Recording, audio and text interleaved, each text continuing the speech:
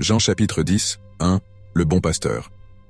En vérité, je vous le dis, celui qui n'entre pas par la porte dans l'enclos des brebis, mais en fait l'escalade par une autre voie, celui-là est un voleur et un brigand.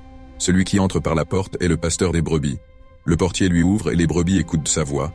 Et ses brebis à lui, il les appelle une à une, et il les mène dehors.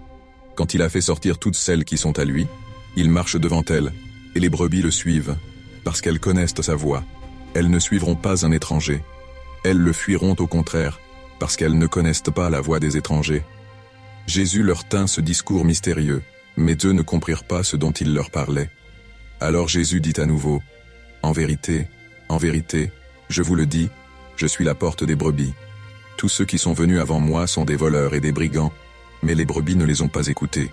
Je suis la porte. Si quelqu'un entre par moi, il sera sauvé. Il entrera et sortira, et trouvera un pâturage. Le voleur ne vient que pour voler, égorger et faire périr. Moi je suis venu pour qu'on ait la vie et qu'on l'ait surabondante. Je suis le bon pasteur. Le bon pasteur donne sa vie pour ses brebis. Le mercenaire, qui n'est pas le pasteur, et à qui n'appartiennent pas les brebis, voit-il venir le loup. Il laisse les brebis et s'enfuit, et le loup s'en empare et les disperse. C'est qu'il est mercenaire et ne se soucie pas des brebis. Je suis le bon pasteur. Je connais mes brebis, et mes brebis me connaissent. Comme le Père me connaît et que je connais le Père, et je donne ma vie pour mes brebis. J'ai encore d'autres brebis qui ne sont pas de cet enclos. Celles-là aussi, il faut que je les mène. Elles écouteront ma voix, et il y aura un seul troupeau, un seul pasteur. C'est pour cela que le Père m'aime, parce que je donne ma vie pour la reprendre. Personne ne me l'enlève, mais je la donne de moi-même. J'ai pouvoir de la donner, et j'ai pouvoir de la reprendre.